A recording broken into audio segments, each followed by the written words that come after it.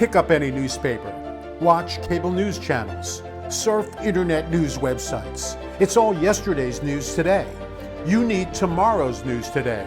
You need Trends Vision 2020 now with Gerald Celente. Welcome to Trend Vision 2020. I'm Doug Grunther with the publisher of the Trends Journal and world leading trend forecaster, Gerald Celente.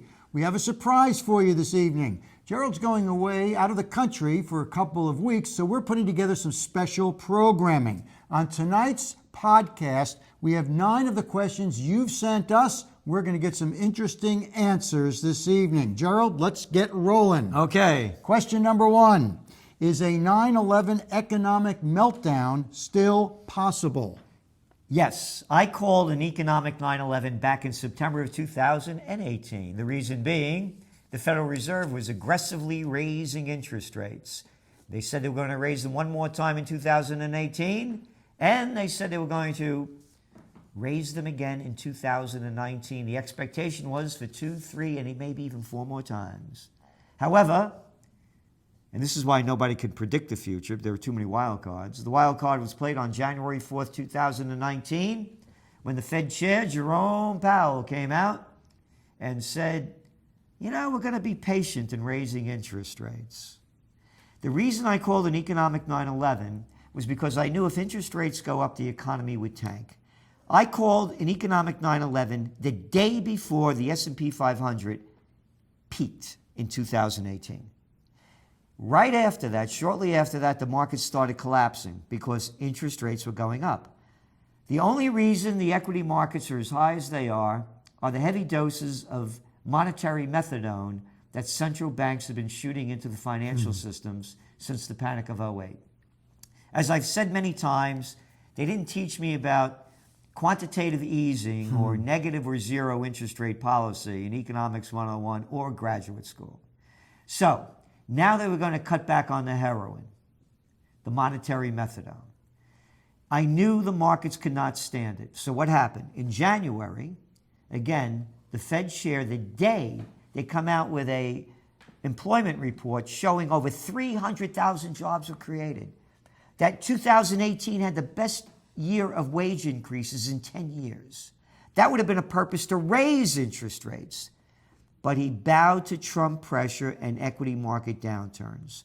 Because let's go back now to after I said it in 2018, the markets went into correction territory.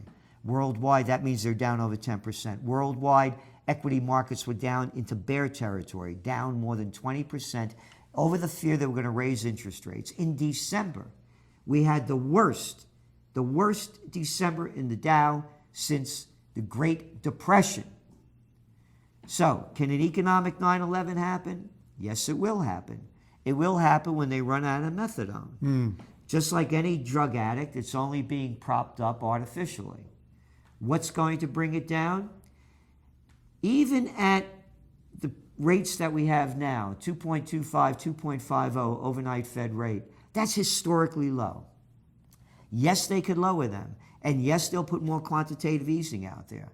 But what happens over there in Europe? They have negative rates. What happens in Japan? They have negative rates. What happens in China?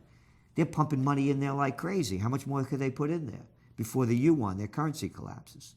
So yes, there's going to be an economic 9/11. It's just, again, this is a very important note because no one can predict the future. But we're trend forecasters. So we hit the trend perfectly. We said what would happen when it happened. The markets tanked. And then we reversed it. We were the first to reverse it because the Fed changed policy. So yes, there'll be an economic 9/11, and it could also be triggered by a wild card event. And the wild card event that we're looking for now is heating up wars with the United States, Saudi Arabia, and Israel against Iran, and what's going on in Venezuela. So what does that mean? Oil prices. I keep saying this over and over again. Oil prices could be the wild card that will crash the global economies and equity markets if oil prices go over $100 a barrel. Right now, they're flirting a little above $70 a barrel. All right, question number 2, which relates to the first one. What other safe haven assets besides gold should we look to? I don't give financial advice. I'll just put it into context. I believe gold is the ultimate safe haven asset. Silver usually follows gold, lags behind it. And here's our gold forecast again. Gold, I've been saying this for 6 years. Gold is stuck in a trading range right now. It hasn't moved out of it in 6 years. The bottom of gold is $1,200. Why? Because that's what it cost about from Peru to South Africa. That's what it costs to pull it out of the ground. They've cost different prices around the world. So it's not going to go below $1,200 an ounce, because why pull it out if you're going to lose money? It has to break over $1,385, which it has not been able to do. When it breaks over that, and now we're in the 1270s range, if it breaks over 1285, then it's going to spike, we believe, to 1,450. When it hits that 1,450 mark, stabilizes above that. So it goes a little below, a little above, a little below, 480, 460, 440, 450, 1,450. Then we believe it's going to spike to 2,000 and above. It's going to be a skyrocket, because that's also going to signal the economic 9/11. Gold is stuck in its trading range right now because there is no fear of a need of a safe haven asset. So other than gold, and another thing I learned over the years, a mistake I made, real estate. In real estate, I believed, for example, when the panic of '08, the crash of 1987, the dot-com bust, you saw the markets go way down. I thought they would stay down. Again, I didn't know that they would artificially inflate them.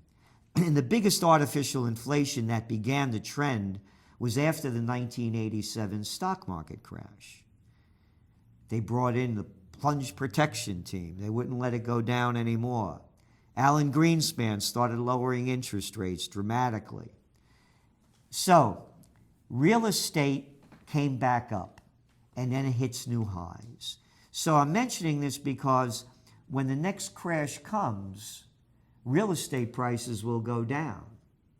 As a matter of fact, real estate prices we're going to start seeing going down around the world right now. But they're going to come back up over time.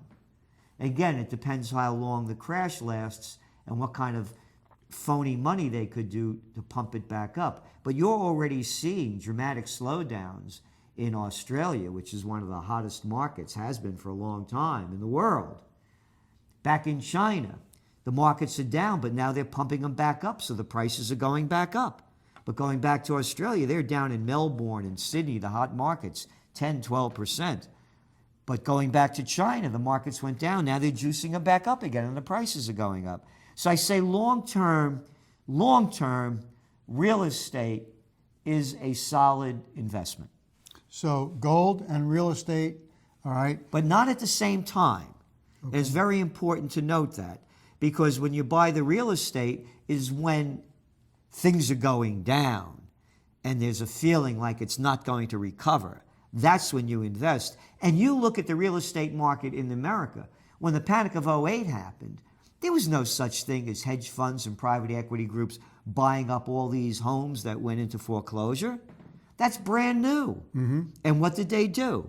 They bought up all those homes cheaply, and now they're reaping gigantic rewards because millennials, many of them can't afford to buy, and you're looking at the rental markets going way up. So when I say the safe haven assets, you don't buy them all at one time. But I would say real estate and gold, to me, are the two solid foundations.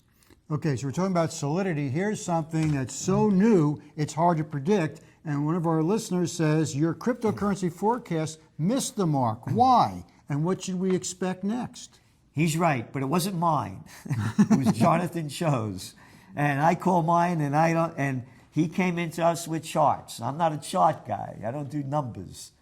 And his chart showed that it was going to go down, and he missed it. And now we're looking at Bitcoin, for example. It's solidified over that 5,000 mark. I've said from the very beginning, when we call the cryptocurrency takeoff, and not at the very beginning, by the way, but midway through, that the world is going cashless. There's going to be more and more alternatives for the current currencies. Among them, cryptocurrencies, because it ties all back together in everything I was talking about, the economy. All this money is digital money printed on nothing and backed by nothing. You could call them dollars, yuan, pounds, euros. They're phony money. So people are going to go to cryptos as a different exchange pattern and currency as these other currencies lose their value. So I see cryptocurrencies for the long term. When they're going to go up and down, I have no idea. And there's an interesting point here because a lot of people are looking for decentralization. That's what a lot of people like about the whole internet digital world, is that it's as much as they can censor this and that, it's less easy to control. It's more decentralized. Cryptocurrency, isn't that attractive because you're not dealing with a Federal Reserve and banks that are controlling everything? That's one of the reasons why it really spiked up. But then you have countries around the world putting strict regulations on it, particularly China, that prohibits even the making of them, let alone the selling and buying of them. So that's what really drove it initially, and that's what's going to drive it again. But then you have countries like Switzerland, the money capital of the world, and they have a whole section over there that's just Crypto Valley. So we're going to continue to see it, and you're 100% right. It's an alternative to the worthless cash that governments are printing, backed by nothing and printed on nothing. Now, if you want history before it happens, by getting hip to the trends that are going on right now, learn what's really going on in the world by subscribing to the Trends Journal. And you do that by going to Trends Journal at trendsjournal.com. That's Trends Journal at trendsjournal.com. If you're just joining us, this is a special podcast. Gerald's going to be out of the country for a few weeks, so we're putting together some special programming for you. This evening's podcast is centered around your questions. Another economic question, Gerald. Is central bank manipulation of our money and investments the new norm? How long can this go on? It's not the new norm, it's the old norm. You could thank Woodrow Wilson, may his soul rot in hell. And I say that with all belief because he's also the low-life SOB that got America into World War I. A totally useless war that had nothing to do with us besides. And he's the one that gave us the Federal Reserve. And the Federal Reserve, as people know that listen to our podcasts and others that are tuned into the real information, the Federal Reserve is as federal as Federal Express. They're private banksters. End of story. So the whole game is manipulated to benefit them. In the United States, the value of the dollar has declined. How much, Doug, since the Federal Reserve began in 1913? Out of my league. Don't know. Take a guess. No idea. 98%. Glad I didn't take a guess. 98% of our currency is devalued because of the Federal Reserve. They're gangsters, they're banksters. Hey, it's Good Friday and Passover today. And think about it. Jesus Christ, the Prince of Peace, the only time he becomes violent is when he picks up a whip to drive the money changers out of the temple. The same class of money changers. They just have different names. They're the Goldman Sachs gang, the Merrill Lynch mob, the J.P. Morgan Chase criminals. And they own our politicians, don't they? They own the politicians, they own the world. And I use that word criminals because they were convicted for fraud and not one head rolled among them. And so everybody get this in your head. The game is rigged to protect the rich. That leather lowlife called Holder, who was the Attorney General under Obama, basically said they're too big to jail. He said they were too big to jail because if we brought back the big banks, who got bigger since the too big to fails, that would destabilize the economies. When we were young people, there used to be a lot of local banks. No more, because they allowed interstate banking. Up into the late 1970s, early 80s, banks only could stay in their own states. So what we're seeing is the banksters control the world, and that's also why you're seeing so many uprisings around the world by people who know they've been shafted by the criminals that people call the too big to fails. And a lot of my progressive friends like to point to the Republicans as being the criminals, but the fact, wasn't it under Bill Clinton that they took away the Glass-Steagall Act that prevented banks from doing all these crazy investments with our money? That's exactly right, 100%. Oh, Bill Clinton did a lot of terrible things to deregulate. Well, that's all the time we have for this podcast, but we have more questions from you, so we'll get them on tomorrow's podcast. Meanwhile, subscribe to the Trends Journal, read history before it happens. Go to Trends Journal at trendsjournal.com.